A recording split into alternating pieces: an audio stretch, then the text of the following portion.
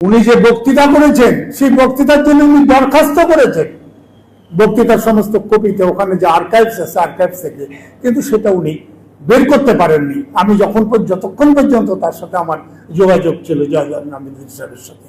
তো যাই হোক, আমি যে কথাটা বলছিলাম, তো সেটা হচ্ছে যে মৌলানা ভাসানীর ভাষার যে প্রশ্নটা কেন এত গুরুত্বপূর্ণ প্রশ্ন, সেই সময় অর্থাৎ পাকিস্তানের শাসনের সময় বাস্তবে স্লোগান ছিল হাতে বিড়ি মুখে পান লড়কে লেঙ্গা পাকিস্তান। কিন্তু পাকিস্তান অগাস্ট মাসে আসবার সাথে সাথেই প্র্যাকটিক্যালি এই অঞ্চলের মানুষের উপর পশ্চিমাদের যে আধিপত্যবাদী শাসন, যেটাকে আমরা পরবর্তীকালে প্রায় ঔপনিবেশিক শাসন বলে চিহ্নিত করেছি, তার ভিত্তিতে জাতিগত অধিকার প্রতিষ্ঠার জন্য স্বাধীনতার যুদ্ধ করেছি, তাহলে সেই সময় মানুষের মধ্যে, বিশেষ করে শিক্ষিত জনগণের মধ্যে এই প্রশ্নটা উঠেছে যে বাস্তবতা আমরা এক শাসন থেকে আরেক শাসকের অধীনে আমরা চলে আসছি। তাহলে এই অবস্থা থেকে আমাদের যে জিনিসটা বোঝা দরকার, তখনই 48 সালে জিন্নার বিরুদ্ধে বিরোধিতা করেছেন ছাত্ররা। 49 সালে আসলে মৌলানা ভাসানী সহ আরো অনেকে লড়াই করেছেন। আমরা ধীরেন্দ্রনাথের কথা জানি, আমরা আব্দুর রশিদ তর্কবাগীশের ভূমিকার কথা জানি, এই যে মানুষগুলো যে লড়াই করেছেন। কিন্তু সব লড়াইয়ের মধ্যে মৌলানা ভাসানীর লড়াইটা আলাদা কেন? মৌলানা ভাসানীর লড়াই এই জন্য আলাদা যে মৌলানা ভাসানী লড়াই করবার সময় শুধু ভাষা নিয়ে কথা বলে যে তা নয়, ভাষার সাথে এই অঞ্চলের বাংলা ভাষী যে জনগোষ্ঠী, সেই জনগোষ্ঠীর সামগ্রিক যে তার উপর শোষণ, নিপীড়ন এবং অধিকারহীনতা, তাকে যুক্ত করে উনি লড়াই করেছেন। এই যে লড়াই করেছেন, সেই লড়াইয়ের একজন বীর পুরুষ হচ্ছেন মৌলানা ভাসানী। এবং ওনার জীবিত কালে খুব স্বাভাবিক বুর্জোয়া মানবতাবাদী ভারতবর্ষের যে অল্প কিছু মানুষ, তার মধ্যে অন্যতম সেরা মানুষ হচ্ছে মৌলানা আব্দুল হামিদ খান ভাসানী। তা বুর্জোয়া মানবতাবাদী মানুষের কিছু ইনকনসিস্টেন্সি থাকা অস্বাভাবিক কিছু না, ইনকনসিস্টেন্সির ব্যাপার থাকেই। ইনকনসিস্টেন্সি থাকলেও মৌলানা ভাসানী যদি আমাদের এই অঞ্চলের কথা বলেন, তার কোনো প্যারালাল, কি বাম কি ডান, তার কোনো প্যারালাল রাজনৈতিক নেতৃত্ব ছিল না। উনি যেখানে যখন মনে করেছেন এটা জনস্বার্থের বিষয়, উনি সেই জনস্বার্থের বিষয়ে যা করণীয় উনি তা করেছেন। আরেকটা জিনিস অদ্ভুত, সত্যিকার অর্থে উনি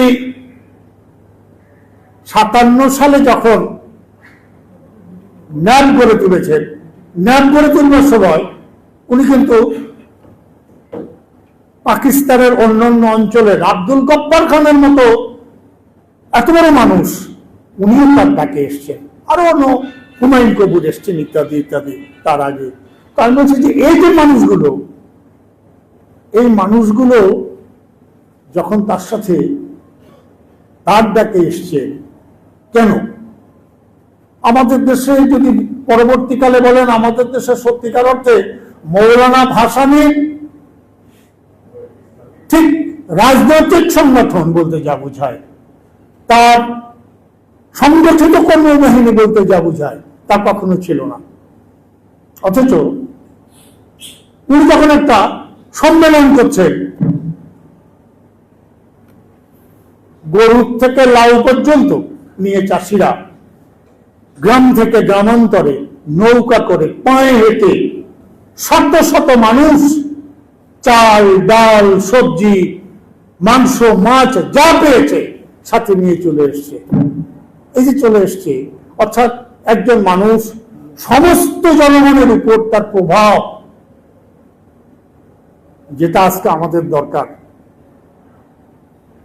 কিভাবে এটা গড়ে উঠবে, আমরা যদি মৌলানা ভাসানীকে ভালো করে স্টাডি করি তাহলে বুঝবো। সেটা হচ্ছে সত্যিকার আমরা একটা আলোচনা করছি এখানে, এটা খুবই প্রয়োজনীয় জিনিস।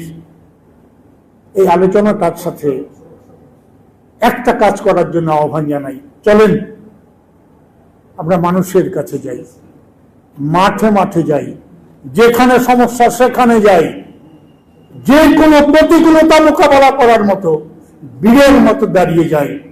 আজকের মৌলানা ভাসানীর তার প্রধানত ভাষা আন্দোলনের তার ভূমিকা, সেটা যখন আলোচনা করছি তখন সামগ্রিক মৌলানা ভাসানীকে বুঝে তার ভিত্তিতে এখনকার পরিস্থিতিতে, এখনকার পরিপ্রেক্ষিতে আমাদের কি করণীয় তাও আমরা নির্ধারণ করি, এবং আগামী দিনে আমাদের দেশের যে বিশাল সংকটের মধ্যে আমরা আছি,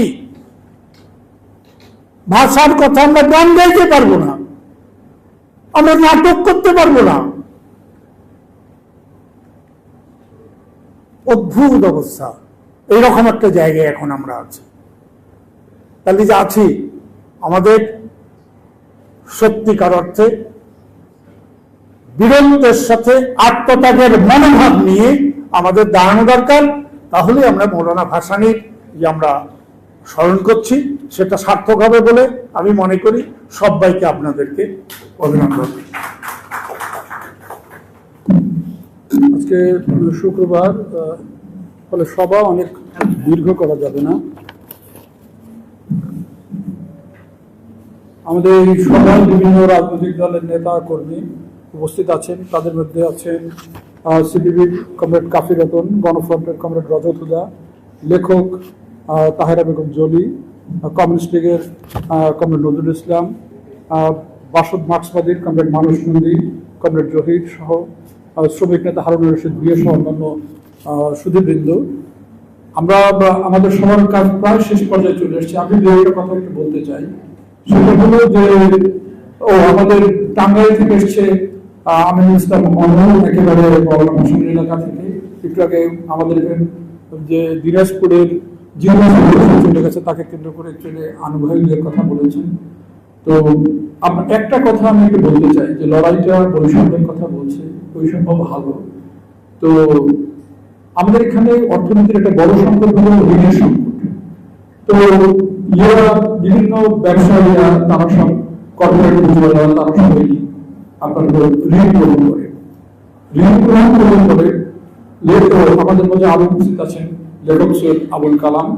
তো ঋণ গ্রহণ করলে যে জিনিসটা হয়, যেমন ধরেন বেক্সিমকো সালমান যখন একটা ঋণ নেয়, তখন ঋণ নিলে যেটা হয় সেটা হলো যে ওদের একটা কিন্তু লিজার পিরিয়ড থাকে, অর্থাৎ যতদিন পর্যন্ত না তারা প্রোডাকশনে না যাবে ততদিন কিন্তু তারা কিন্তু ইনস্টলমেন্ট শোধ করে না। অন্যান্য ইন্টারনেটে আছে, তারা কৃষক বলে খেলাপি হচ্ছে, ঋষি নানান গল্প আছে, কিন্তু তারা এই বিষয়টা দেয় না।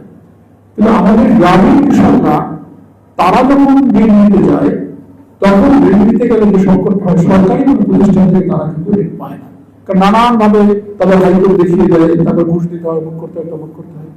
তখন বর্তমান সরকারের আমরা তো আন্দোলন করলাম 5 জুলাই 5 আগস্ট হাসিনা সরকার হলো, বর্তমান সরকার হলো, এই সরকারের একটা বিশাল অংশ যারা উপদেষ্টা হয়েছে তারা বিভিন্ন এনজিওতে কর্মরত ছিল। এই এনজিও গুলির কাছ থেকে আমাদের কৃষকদের তো একটা প্রশ্ন আমি শুরু করতে চাই, সেটা হলো যে আপনার ওরা লোন দিলে পরে ইনস্টলমেন্ট দিতে শুরু করে 1 সপ্তাহ পরে। তো আমি সবার মাধ্যমে তাদের কাছে বিনীত প্রশ্ন রাখতে চাই, সেটা হলো 1 সপ্তাহ পরে কি একটা ডিম মানে মুরগি কি ডিম দিতে শুরু করে নাকি? আপনি ওরা তো মুরগির জন্য আপনার বাচ্চা মুরগি কিনে, যে সেটা কিনে তারপরে তার সেখানে ব্যবসা করবে। তো বাচ্চা একটা মুরগি কি 1 সপ্তাহ পরে ডিম দিতে শুরু করে? তাহলে ওদের কাছে কিন্তু জীবিত ইনস্টলমেন্টটা নিয়ে নিচ্ছেন। তাহলে এইটা না, তা আপনি যদি আমার কৃষকদের বৈষম্যটা না পাওয়া যায়, আপনি বৈষম্য বিরোধী করতে একদম সমন্বয় একটা প্রধানমন্ত্রী হন, তবে সাধারণ জনগণের কি উপকারটা হবে? এই সহজ কথাটা, অর্থাৎ আমার অর্থনীতি বোঝার জন্য তো আলী মোহাম্মদ হওয়ার দরকার নাই, কারণ উনি যা বলবেন ডেফিনেটলি গুরুত্বপূর্ণ কথা বলবেন, অন্য মানুষদের শুনবেন, কিন্তু কৃষকের যে অর্থনীতি, অর্থাৎ ডিমের অর্থনীতি, মুরগির অর্থনীতি, এই সোজা কথা যদি আমরা না বুঝতে পারি, তাহলে এই মৌলানা ভাসানীর কথা বলেও কোনো লাভ নাই, তার রাজনীতি অর্থনীতি বলেও কোনো লাভ নাই। এবং রাজনীতির কিন্তু আমাদের এই মুরগির অর্থনীতি